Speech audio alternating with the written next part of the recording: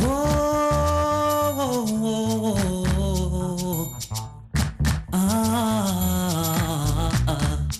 Ya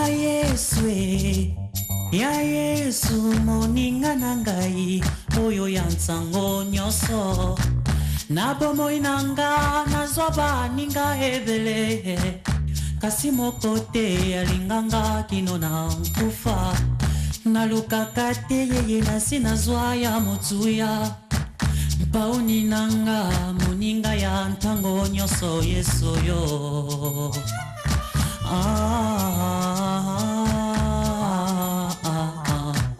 Maoko Pasi motema nanga yebaka yambona yebisa ye Pakota pe afanda na motema nangai Oyeleki makasi nangai ndabundela kangai Oyezanginga nazwa kase pene na ye Yatika ekuke ya lola polele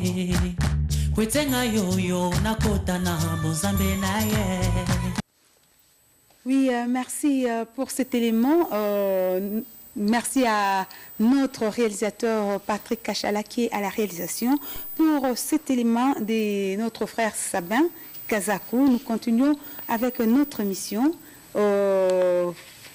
Évangéliste Dédé, oui, madame, le psaume 34 dit « Le malheur atteint souvent le juste, mais l'Éternel en délivre toujours. Oui. » Mais nous trouvons des gens qui, ayant cru en Dieu, restent, en tout cas, à l'œil nu, on sait voir que ce sont des gens qui s'attachent à Dieu. Mais malheureusement, ils restent attachés et ils meurent pauvres, ils meurent vraiment misérables. Qu'est-ce qui fait que cela arrive ainsi? Merci beaucoup, madame. Je crois que vous avez illustré cela par un passage biblique oui. Qui en dit long. Psaume 34, verset 20. Je crois que c'est le verset 20. Où la Bible dit, les malheurs atteignent souvent les justes. C'est-à-dire, quand on parle français, quand on dit souvent, c'est-à-dire d'habitude, régulièrement, fréquemment. Mais ce que j'aime dans ces versets bibliques, c'est la conclusion. Donc, c'est-à-dire, dans la chrétienté, ce que j'étais en train de dire tantôt, la chrétienté n'exclut pas la combativité. La chrétienté n'exclut pas les tribulations. La chrétienté n'exclut pas le chômage. La chrétienté n'exclut pas les célibats. Mais c'est la conclusion qui est plus essentielle. Donc, c'est-à-dire, le malheur peut atteindre un juste. Régulièrement, vous pouvez tomber malade, maman, âgée, tout. Même vos enfants peuvent aussi connaître des problèmes. Si vous êtes chrétien, sachez très bien que vous avez déclaré tout haut la guerre à l'ennemi Satan. Et quand les malheurs arrivent, les malheurs doivent atteindre les justes, normalement. Donc, c'est-à-dire, dans votre parcours sur la terre des humains, on peut aussi trouver des problèmes ou des situations qui, des fois, la nuit, avant de dormir, vous vous dites, mais moi, je suis en train de prier, je suis dans une église quelconque de la capitale. Mais comment ma situation ne change pas? Le fait que ta situation ne change pas démontre à suffisance que vous n'êtes pas encore dans la tombe. Je ne sais pas si j'ai bien parlé ou si vous avez compris. C'est-à-dire que la personne qui est en train de se battre, je n'ai jamais vu un mort se battre. Jamais. Un mort ne peut pas se battre.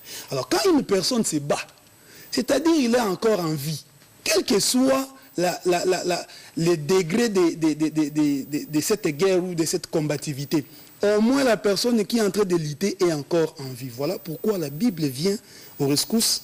La deuxième partie de ce verset-là, il dit, les malheurs atteignent souvent les justes. C'est-à-dire, bien des fois vous serez accablé, bien des fois vous serez humilié, bien des fois vous serez maltraité, mais, puisque les mains vient annuler carrément la première phrase.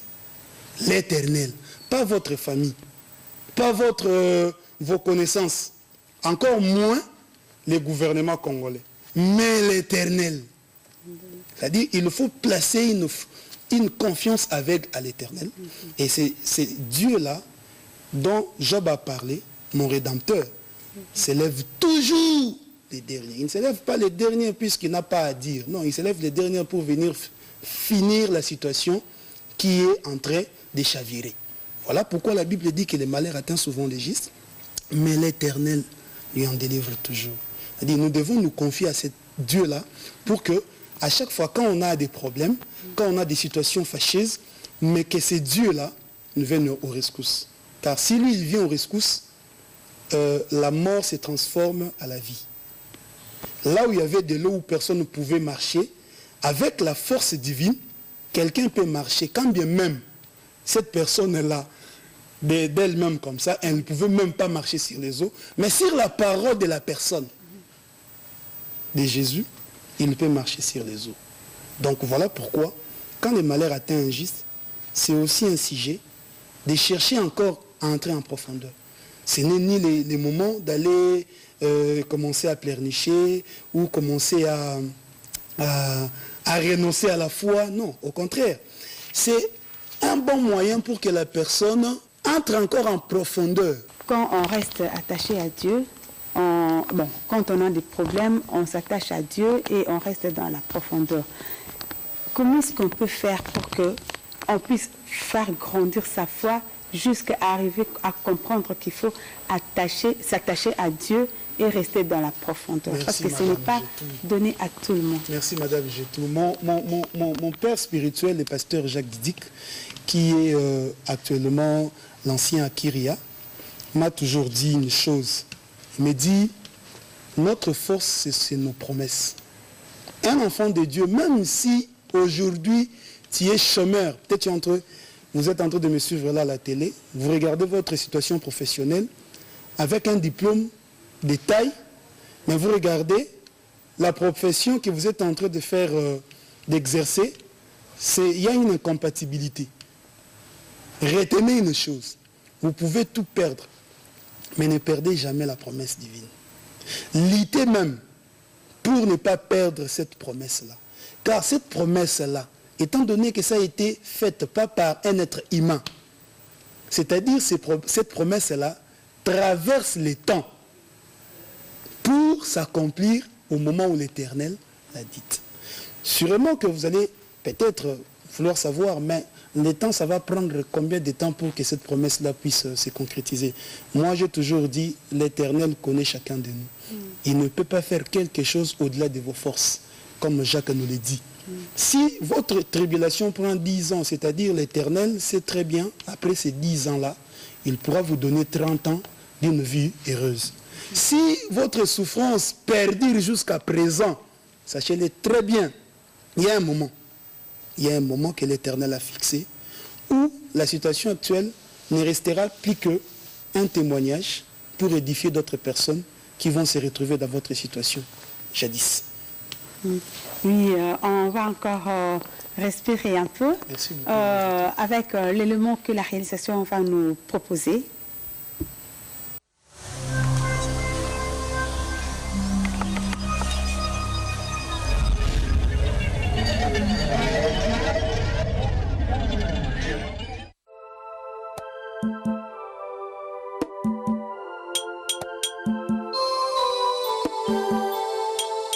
Simbela kinga mabanga, yo simbela kinga ngolo. Bamona kinga mosumuki, yo mona kinga mosalina yo. Ata ton teleki molai, ngana kokanga motema poyo pe, osalelanga yango.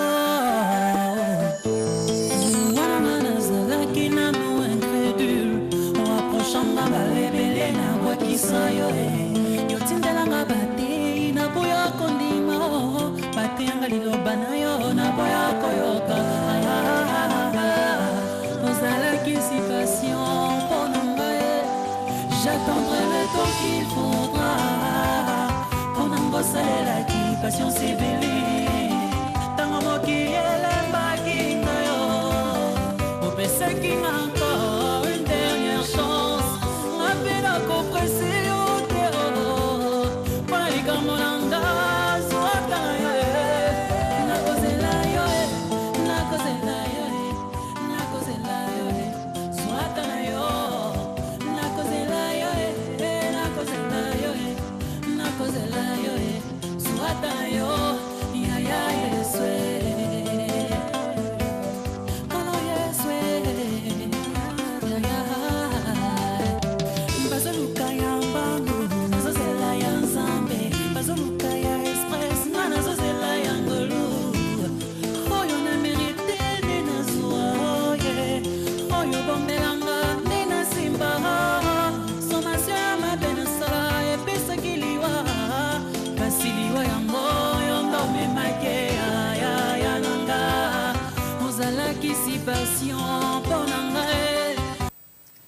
Merci à Patrick Kachala encore une fois pour cet élément. Nous continuons. Évangéliste Dédé, si je vous ai très bien compris, c'est que nous pouvons retenir que des fois Dieu permet que les gens passent par le désert ou bien souffrent pour qu'ils s'attachent à Dieu. Merci. Mais il y en a qui, pour eux, quand ils souffrent, ils se détachent facilement à Dieu parce qu'ils se découragent. Ils disent que je suis attaché à Dieu, mais je ne vois rien de mieux. Et ils commencent à s'adonner à la boisson alcoolique, s'enivrer au jour au lendemain pour un peu oublier. Qu'est-ce que vous pouvez dire à ces gens? Oui, à ces personnes-là, je m'adresse sincèrement à eux pour leur rappeler, un enfant de Dieu qui ne connaît pas son identité, c'est cet enfant de Dieu qui va s'évautrer dans tout ce que vous venez de citer là, si jamais la promesse ne se concrétise pas. Mais un enfant de Dieu qui connaît son identité, c'est une personne d'abord qui sera attachée à cette identité, puisque ce n'est pas une identité qu'on donne dans une ambassade de la place. Non, c'est une identité que Jésus-Christ lui-même te donne. Et quand on est chrétien, la persévérance, c'est la seconde vie d'un chrétien. Parce que la Bible dit, celui qui persévérera jusqu'à la fin sera sauvé. Donc, celui qui ne va pas persévérer ne sera pas sauvé. Si nous voulons réfléchir à haute voix. Donc, pour être sauvé, il faut persévérer. Or, on ne peut pas persévérer dans l'allégresse. Non.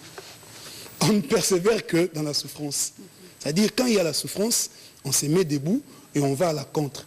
Pourquoi est-ce que j'ai dit beaucoup d'enfants de Dieu qui renoncent à la foi chrétienne si facilement ne connaissent pas leur identité? Car Jésus, notre leitmotiv, lui-même quand il est arrivé sur la terre, il nous a donné son parcours.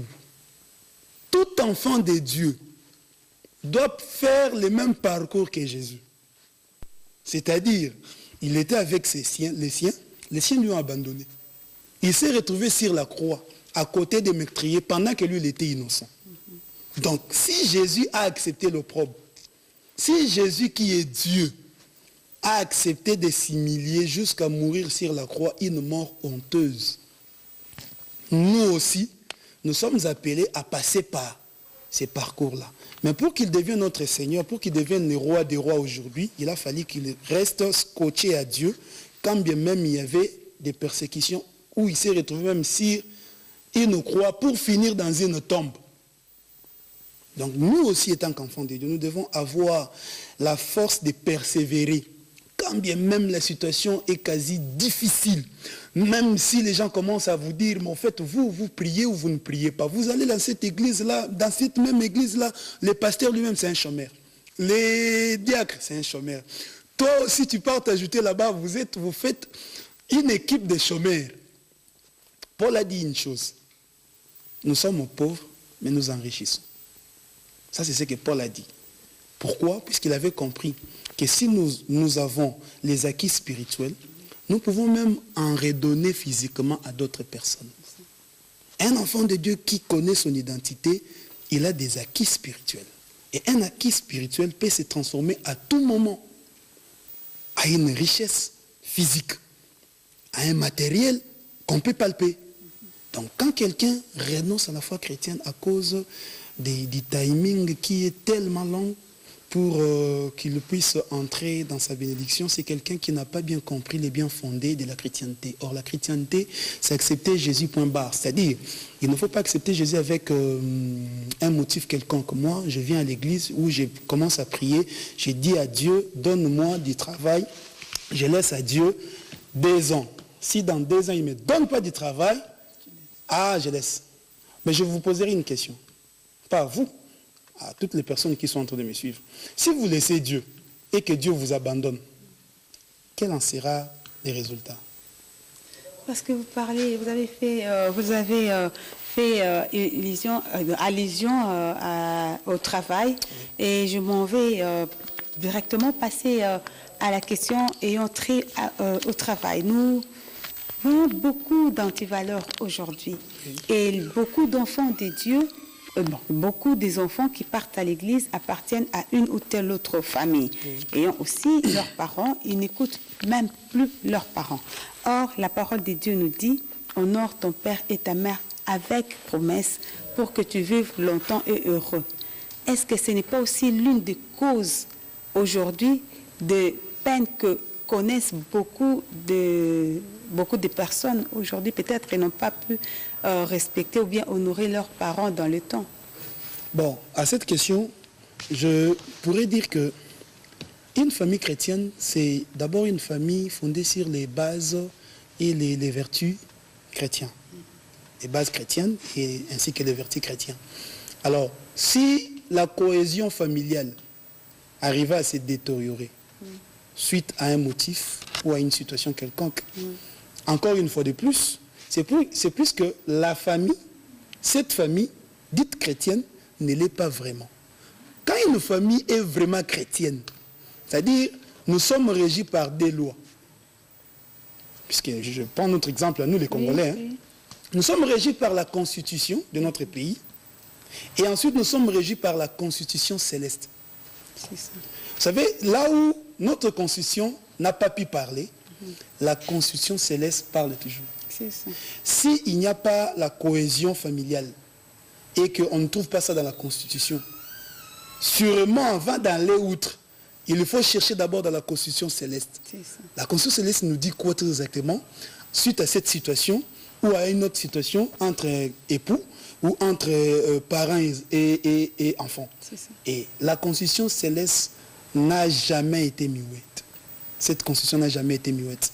Concernant tout ce que nous avons comme rapport familial ou familiaux plutôt, et ainsi que des relations familiales. Donc la constitution céleste a toujours donné une orientation. Oui, parce que la constitution céleste a toujours donné une orientation et la Bible nous dit que tout travail procure de l'abondance. Oui. Beaucoup d'enfants de Dieu aujourd'hui négligent ne fût-ce que le peu de travail que leur donne Dieu. Bon, parce qu'il n'y a rien qui arrive au hasard. Hein. Oui. Dieu peut permettre que la personne passe d'abord, c'est ça, comme un tremplin, qu'il passe d'abord par un tel travail, puis après, il pourra monter d'échelon. Mais beaucoup négligent ce qu'on leur donne comme travail et préfèrent aller à l'église. Est-ce que c'est tout le monde qui doit croiser les bras à l'église ou bien c'est le pasteur? C'est encore une hérésie que nous trouvons dans nos églises, puisque notre Dieu n'a jamais été paresseux.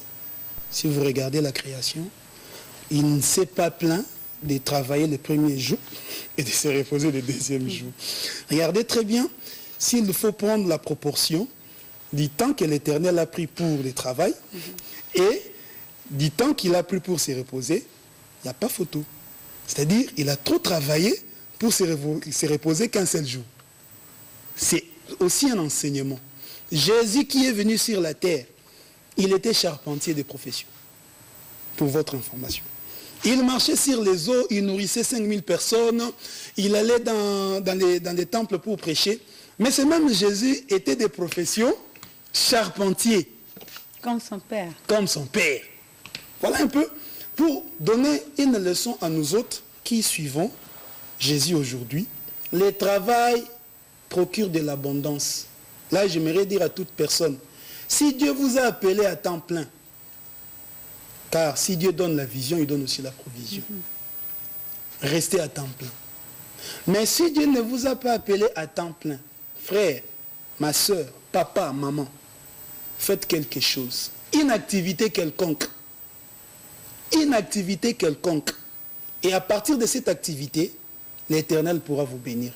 La Bible nous dit, Dieu bénira l'œuvre de vos mains.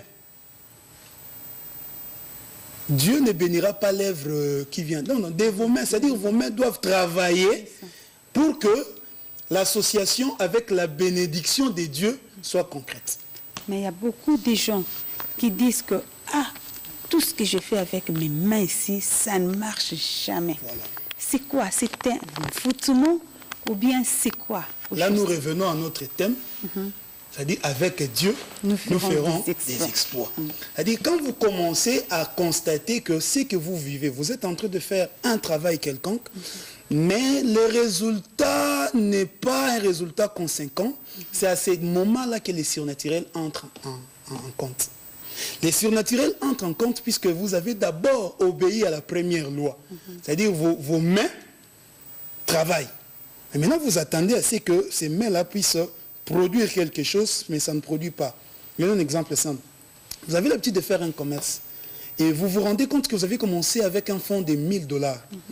Après un temps, vous vous retrouvez avec 500, 300, 200, 50. Et puis, vous commencez maintenant à aller emprunter pour vendre, mettre des choses sur votre table et pour ne fût-ce que gagner un petit bénéfice qui va devoir en découler. Là, maintenant, c'est une question. Il y a des questions. Puisque moi, de formation, je suis gestionnaire de formation. Il y a aussi le management. Hein? Oui. Est-ce que la personne sait manager son commerce? Si jamais il sait bien manager son commerce, là maintenant, le deuxième aspect, c'est quoi? C'est l'aspect spirituel. C'est en ce moment-là que vous venez maintenant vers nous. Homme de Dieu, je suis en train de vendre. Je vends les charbons, je vends les foufous, je vends, c'est pas moi, les pagnes. Mais je ne me retrouve pas. Est-ce qu'il y a possibilité qu'il y ait une main d'association spirituelle par rapport à mon travail? Ah là, nous allons maintenant prier, nous allons demander à Dieu. Mais de rester comme ça dans la permanence, disant que non, bon, en fait, l'Éternel va pourvoir. Peut-être la manne est tombée dans le désert, peut-être leur désert. Si la manne pouvait encore tomber, quand on est venu dire à Jésus qu'il y a 5000 personnes, Jésus n'allait pas chercher un enfant avec les pains physiques. Je crois que j'ai tout dit. Oui, évangéliste Dédé, la parole de Dieu nous dit que c'est facile pour un chameau de passer dans un trou d'une aiguille que pour un riche d'hériter le royaume des cieux. Nous constatons que beaucoup, quand ils viennent non mariés, ils viennent pour chercher le mariage, ils en trouvent et Dieu va même loin jusqu'à le bénir. Ils deviennent riches, en tout cas d'une façon physique, on voit vraiment que telle personne en tout cas est bénie. Après quoi, vous ne voyez plus la personne disparaît. Qu'est-ce que vous faites en tant qu'évangéliste? Et cela représente quoi? Bon, en fait, ça aussi, c'est un souci quotidien dans nos églises. Vous allez remarquer qu'une personne s'est donnée à Christ et après que l'Éternel l'ait béni, et la même personne rétrograde ou la même personne change carrément ses fréquentations. Souvent, c'est puisque les gens ne connaissent pas. Quand Dieu te donne un, attends-toi à ce qu'il te donne deux. Avec notre Dieu, c'est un processus qui progresse. Dieu ne régresse pas. Si aujourd'hui il t'a amené à une dimension spirituelle, ou disons simplement professionnelle, ou familiale, ne te limite pas à cette dimension-là. Car notre Dieu progresse avec nous. Et quand quelqu'un vient et que l'Éternel lui a donné ne fût-ce qu'une voiture, une petite voiture qu'on voit communément ici, qu'on appelle ketch. Tu prends ces ketch-là, tu commences à fuir les cultes. Peut-être l'Éternel voulait te donner aussi une Jeep. Ou alors te donner un avion. Mais tu te contentes de cette petite voiture et tu régresses dans la foi. Nous sommes vraiment arrivés à la fin de notre émission, mais retenez qu'il y a de l'espoir pour ceux qui vivent. Parce que vous vivez, parce que nous vivons, ayons espoir à Dieu, car avec lui, nous ferons des exploits. Dieu a le projet de bonheur et de paix pour nous. Voilà pourquoi nous devons faire de lui notre délice et il fera ce que notre cœur désire. Merci de nous avoir suivis et merci encore une fois à l'évangéliste Dédé. Je remercie aussi les pasteurs, Moussampa, je remercie l'église Bethel Rigini, j'oublie pas Bethel Intendance, mes enfants qui me suivent là, spirituels, mes mamans, Amatelechi, tout le monde, je vous bénis au nom de Jésus. Ok, soyez bénis, que Dieu vous bénisse, au revoir. Et à la prochaine.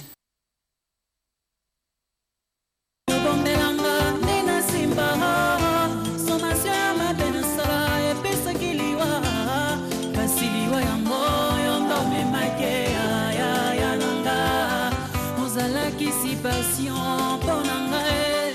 J'attendrai le temps qu'il faudra pour nango salelaki patience ebele tango mokili elembaki ngayo opesaki nga encore une dernière chance napinga koprese yo te mpona likambo nanga zwata yo nakozela yo nakozela yo nakozela yo zwata yo nakozela yo nakozela yo zwata yo ya ya yeswe nanga yebinga koleka ngamoko ayebi oye bongi nanga yo elika na kolo moi je reste liboso makambo mokili oyo liso ya probleme nanga